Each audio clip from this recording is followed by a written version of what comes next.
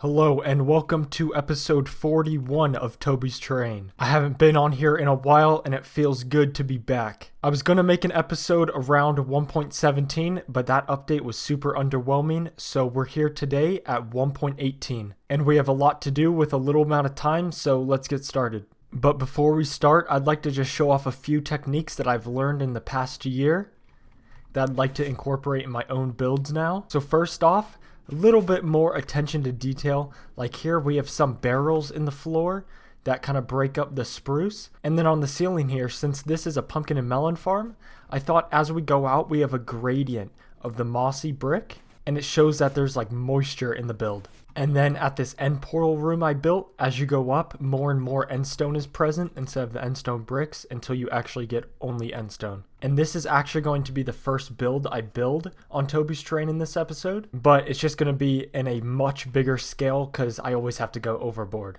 So for this build, it's going to have deep slate brick floor.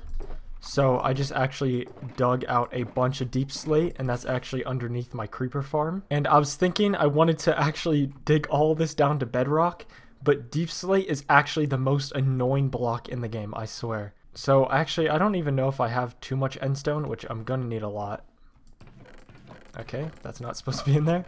And okay, I'll probably need to get more of that. But first I have to dig out the cylinder I want to use, and it's gonna be a big cylinder. Alright, so I think I got the size of the circle I want. This one is a 33 diameter circle. Just looking at it now, it doesn't look that big, but once I add height, I think it's going to look a lot bigger. This place is looking a lot bigger with the height increase. I'm thinking I want this place up maybe 30 to 40 blocks tall, because what I was thinking is we also have like obsidian pillars like coming out of here. Make it look more like the end.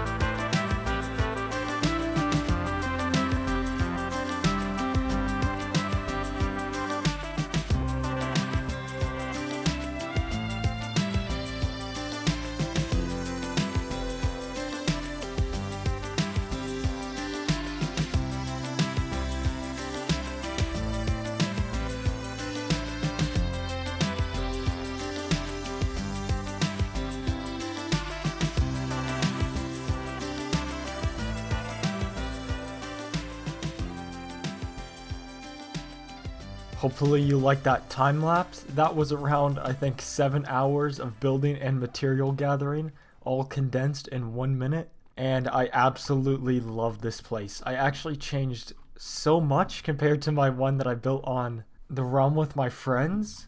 I decided to have end stone at the bottom and go up into end stone brick. I don't know why. I felt like it's actually better to do that. And it also allowed me to do this. I did not want the end stone brick next to this type of brick, so I think this is looking a lot better. And while I was building this in creative, I couldn't figure out how to do lighting in here.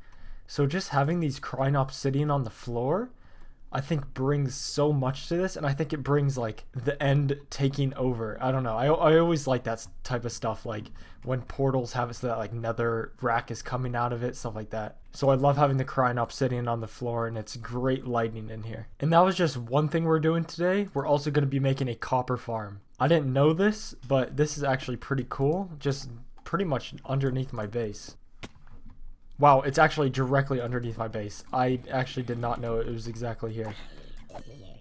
Yeah, I have a zombie spawner, which I can use for the copper farm. The copper farm I'm going to build is a design by Gnembon. It's the simplest that he showed in his video, which is going to be in the description. And because it's the simplest, it doesn't give too much copper per hour, which in the future I'd like to build a much bigger copper farm, but this spawner won't cut it. I would need a whole different area so that it doesn't run into my base. And those other designs rely heavily on the zombie reinforcement mechanic, and with the area that I have above here, it wouldn't work. So that's fine that I'm just making the simpler design. I don't need too much copper. I'd like to use it in builds later, and I think copper in the future will have a much bigger use than what it is now, so I think it's a good time to farm it. Even though this is supposed to be a YouTube video, you know, somehow I decided to just build the whole thing without saying anything. So yeah, I'm kind of finished with this build. I'll just show you what happens. So yeah, zombies spawn here. You go down here. Here's a thing I've never done before. And this is for baby protection, so that babies die in these, because I don't want them to go up in the water elevator. I've never had a mob farm that had it so that it went to the middle, which this is like a lot better actually, because stuff used to just push each other. Then over here, cobwebs, and then zombies go in the cobwebs, they get drowned, and then they fall here and I kill them. So it should be pretty simple. Okay, there we go. I probably also need to light up the caves around this thing, but I'll probably do that later. Let's just see this in action already. And good thing we actually got a baby zombie. Maybe he'll come up here and he'll show. And I'm not sure how it works, but I don't think drowns take up the mob cap or something. Because in my creative world, there'd be a huge group and they'd still be spawning. Alright. Oh yeah, we got a baby here. I think he should be falling through the cracks of the wall. Alright, I think that was the first guy. Yeah, that guy turned into a drown now. We got another baby in here. Oh, jeez, he got pushed. There we go, there's the second one. Okay, yeah, I'm just gonna sit at this for, let's do exactly an hour and see how much I get.